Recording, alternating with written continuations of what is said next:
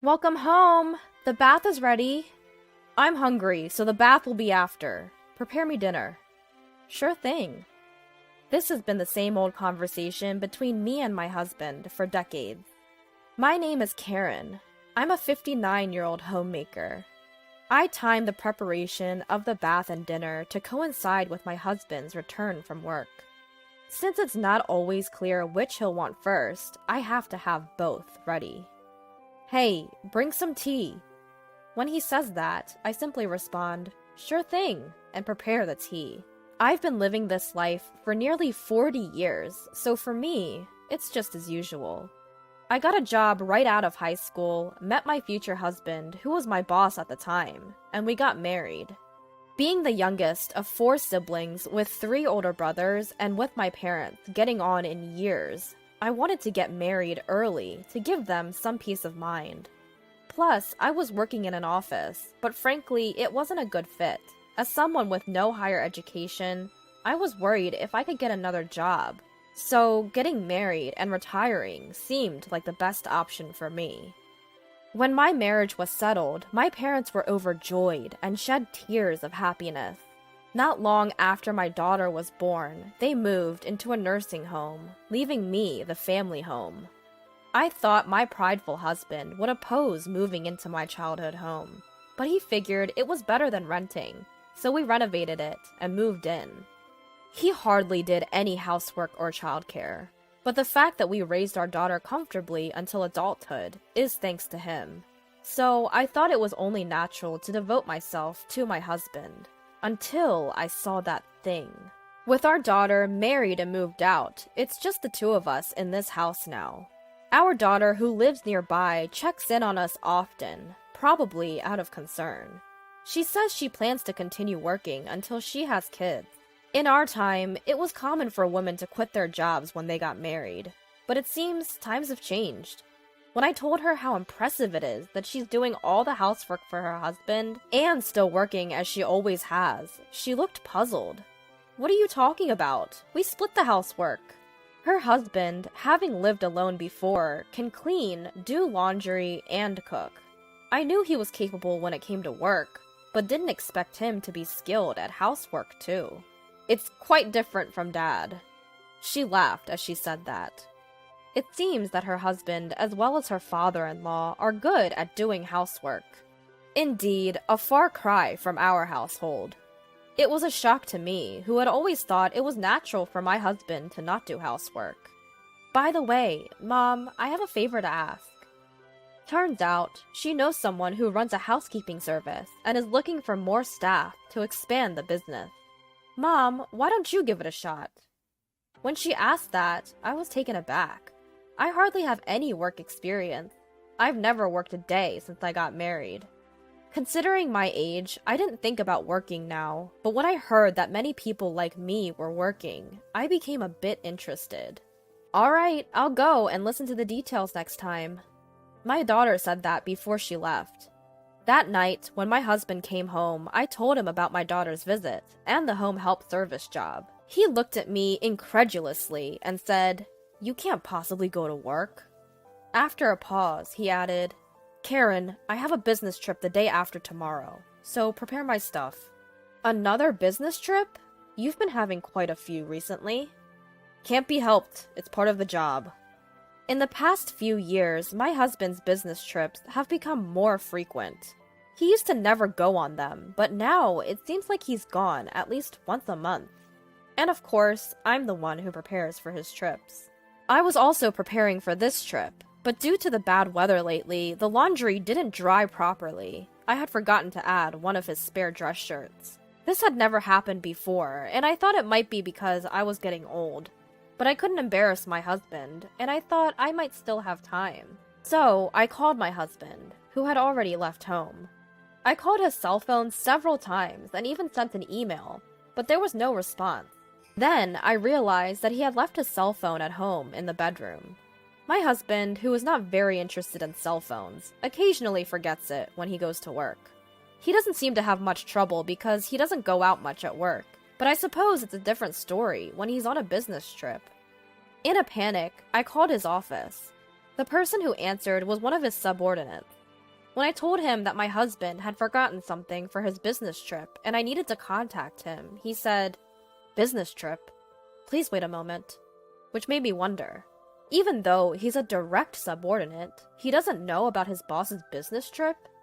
As I was thinking this, I was told, "I'm sorry, he seems to have gone straight to his business trip destination without stopping by the office." I asked about my husband's business trip destination and his companion, but they said they couldn't disclose that information.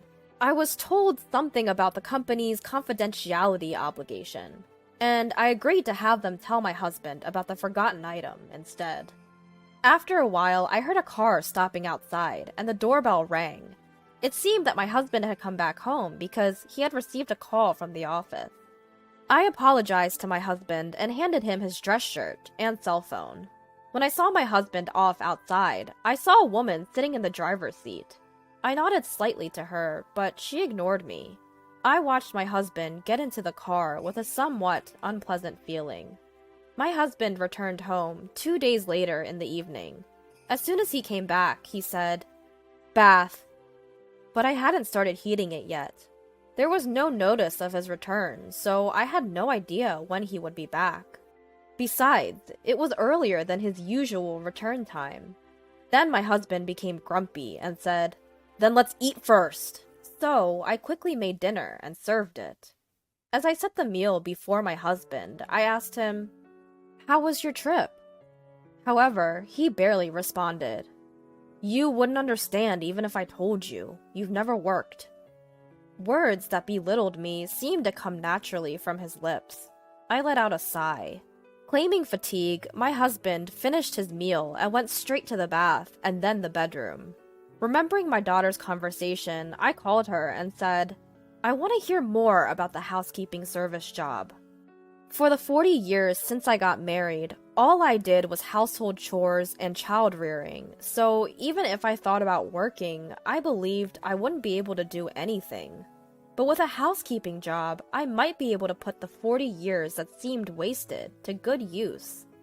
With my daughter out of the house and my time alone at home increasing, I also wanted to have a bit more interaction with people, so I decided to give the housekeeping job a shot. My husband was against it, but I obtained his approval by ensuring that I wouldn't be out of the house when he's home, and that I would continue to keep the house clean as usual. Once I started working, it felt refreshing to be able to earn money and receive appreciation for doing housework. My daughter used to thank me occasionally, but ever since it became just the two of us, my husband has never said a word of thanks. When he comes home, all he asks for is bath or dinner. And when he's relaxing, just tea. For the first time, I started to resent him.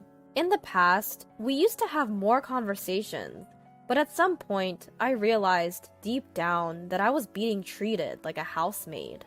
Once I got used to the job, I was assigned a new client.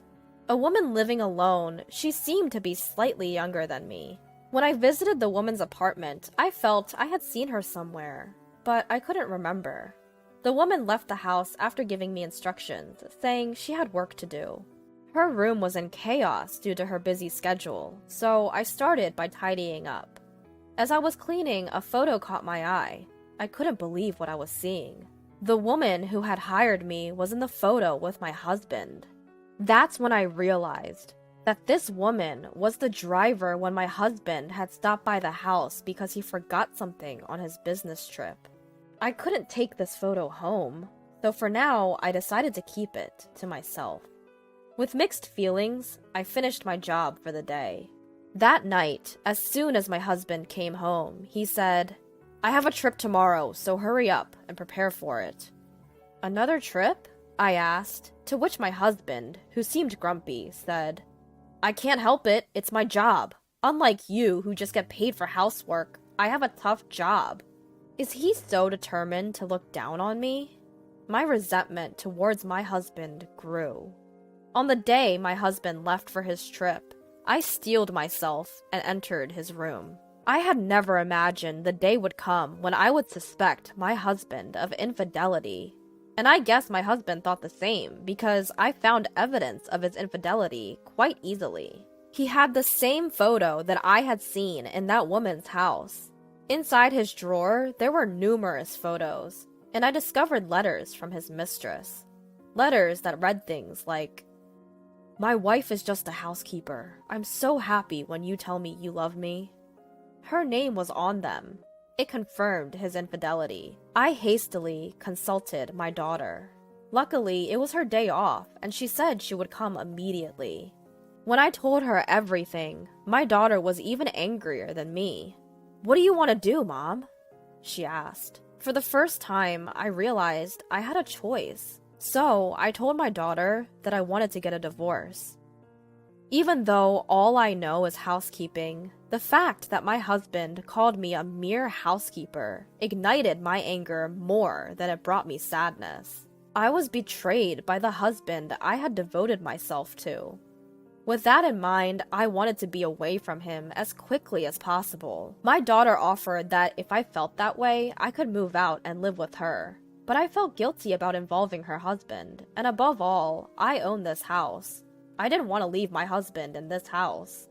But I thought moving out might speed up the divorce, so I started to prepare to move and rent an apartment. My daughter found a lawyer, and I seriously started to take steps toward the divorce. A week later, I consulted with the lawyer, gathered the evidence, and wrote the divorce papers. I brought it up to my husband when he came home. "I want a divorce," I said. He scoffed. "Out of the blue? What will you do after the divorce? You've barely worked a day in your life. You think you can survive on your own?" His words hurt, and holding back tears, I replied, "Even so, it's better than living with someone who's cheating on me." He laughed. "Cheating? What are you talking about? That's not cheating. She's my lover. In other words, she's the main one and you're just the housekeeper. You didn't notice for over 10 years and now you suddenly care? If you hadn't noticed, you could have lived here without a care in the world as a housekeeper. What a pity." He didn't even deny the affair. Was he really this terrible of a person? When I presented him with the divorce papers, he snatched them, filled them out without hesitation, and shoved them back at me. "I'm ready for a divorce anytime. I'll give you until tomorrow. If you're getting a divorce, leave this house," he said and went to the bathroom. The next morning, for the first time in decades, I broke my routine. I didn't prepare breakfast or lunch for my husband, nor did I wake him up. I left the house early in the morning. He usually wakes up at 7. I left before that and went to a local diner. How refreshing it was, taking breakfast in a sparsely populated diner. The scene before me was so extraordinary, it felt somewhat beautiful. After a while, my cell phone started ringing several times. It was from my husband. Not the type to text, he usually prefers to call. Chances are, if I answer, he'll just end up berating me. Ignoring him, I turned off my phone. After relaxing at the diner, I went to the local office. As soon as the office opened, I filed the divorce papers. While my husband was at work, I decided to go home and pack up my stuff. But surprisingly, my husband was still at home. "Where the hell have you been? It's your fault I'm late. I can't go to work now, so I've said I gotta go to the hospital and take the day off." Well, it's not surprising a man who's never woken up by himself can't do it now. But taking the day off work, just like that, what an idea. I didn't feel like arguing with him, so I just ignored him and started packing. "Ah, so you've decided to leave. From now on, I'll invite her over." Her must be his mistress. Is he planning to kick me out and live here with her? The moment I heard that, I reached my breaking point. "So, you've been making a fool of me all this time. I've already consulted a lawyer. Be prepared, because I will definitely claim compensation for the affair." At this, my husband just laughed. "A lawyer? I can hire a competent one anytime. You don't stand a chance." I was so frustrated being ridiculed like this, I was about to respond. Suddenly, my husband clutched his stomach and crouched down in pain. I wondered what was wrong, but it seemed like he was really in pain. For a moment, I thought of leaving him like that, but if I do, there might be repercussions against me. Seeing him in such pain, I called an ambulance. The ambulance arrived quickly. I answered their questions and watched over my husband. It was decided that he would be transported to the hospital. One of the paramedics looked at me and said, "Ma'am, you should get ready too." But I responded firmly, "I can't. We're strangers now." The paramedic looked puzzled, but perhaps sensing something, they transported my husband without me accompanying him. At that moment, my husband's face was pathetically funny. When I contacted my daughter, she agreed to go to the hospital. It seems my husband will be hospitalized for a while. I only heard that his life was not in danger, but didn't ask for more details. After all, he's a stranger to me now. It'd be a problem if I develop unwanted feelings. I told my daughter, and she understood. While continuing to pack, I found another photo of my husband with his mistress. Shockingly, it was hidden in the living room drawer. In that drawer were our wedding rings, and I couldn't tell if my husband had intentionally left it there or not. But realizing I hadn't noticed it until now, I felt something was wrong with me. At the same time, anger bubbled up within me again. I thought about leaving this house, but I wasn't going to let it end with me just walking away. My husband wasn't around, and I saw this as an opportunity to act. I moved all his belongings to a rented storage unit. Half a month later, when I started living in a new apartment and finished my work for the day, I found my phone filled with missed calls from my husband. As I was about to drop my phone in surprise, another call came through. I reluctantly pressed the answer button. "Hey, where are you right now? Why can't I get into the house?" My husband's voice echoed. It seemed he had been discharged from the hospital and had returned home. I laughed. "Congratulations on your discharge. That's no longer your home, so why don't you go to your mistress's place?" "What do you mean?" he shouted, but I didn't back down. "I sold the house. You seem to be mistaken, but the house was in my name. I can do whatever I want with my belongings, and it's none of your business. Besides, I've graduated from being your housekeeper. We're already divorced, so do whatever you please." Divorce? He must have forgotten about signing the divorce papers half a month ago, or maybe he thought I wouldn't really go through with it. He seemed bewildered, but I hung up. Later, I claimed damages through a lawyer from both my ex-husband and his mistress.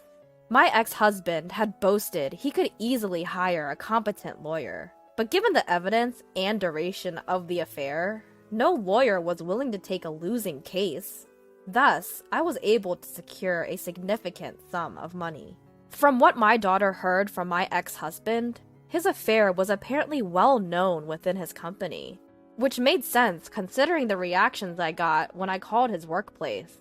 In reality, he wasn't on business trips, but vacationing with his mistress. But once the divorce was finalized, my ex-husband became the butt of jokes at his office for being left by his wife and having his house sold off. Apparently, he felt quite uncomfortable. His colleagues and subordinates were heartless. Furthermore, when he went to his mistress's place and she was also asked to pay damages, she complained that this wasn't what she signed up for and left him. How could she say such a thing after getting involved with a married man?